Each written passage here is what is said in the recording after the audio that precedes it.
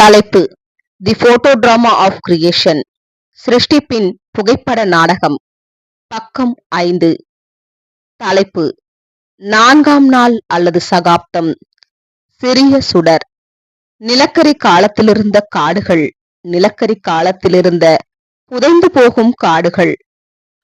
ஆதார வசனம் ஆதியாகமம் 1 அதிகாரம் 16 தேவன் பகலை ஆள பெரிய சுடரும் இரவை ஆள சிறிய சுடரும் ஆகிய 2 மகத்தான சுடர்களையும் உண்டாக்கினார்.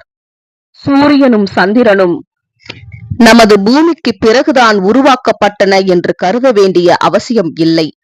மாறாக இந்த காரியத்தை வேறொரு நியாயமான கண்ணோட்டத்திலிருந்து சிந்தித்து பார்க்க முடியும். சூரியனும் சந்திரனும் நட்சத்திரங்களும் நீண்ட காலத்திற்கு முன்பே உண்டாக்கப்பட்டிருந்தன. ஆனால் ஜலத்தினால் உண்டான முக்காடு ஒன்று பூமியை மூடியிருந்ததன் காரணமாக 4ஆம் யுக நாள் வரையிலும் அவைகளுடைய ஒளியானது அந்த முக்காட்டினை ஊடுருவி வர முடியவில்லை.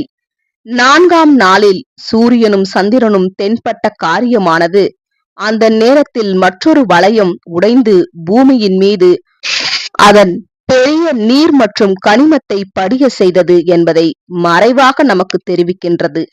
மலைகளுக்கு இடையே பெரிய பள்ளங்களும் உருவாயின.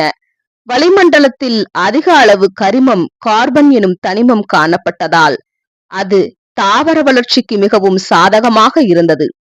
பூமியின் மேற்பரப்பில் இன்னுமே கணிசமான வெப்பம் இருந்ததாகவும், சமுத்திரங்கள் சூடாகவும் கரிபொருள் நிறைந்ததாகவும், சுவாசிக்கும் விலங்குகள் எதுவுமே வாழ இயலாத அளவுக்கு காற்றில் கரிமம், கார்பன் கூடுதலாக இருந்தது என்றும் சொல்லப்படுகின்றது.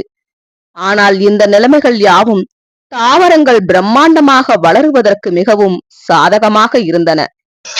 இந்த மாபெரும் தாவரங்கள் யாவும் இன்று இருக்கும் மக்கிய தாவர மண் படுக்கைகள், பீட் பெட்ஸ் போன்ற ஒரு நிலைமைக்குள்ளாக போயிருக்க வேண்டும்.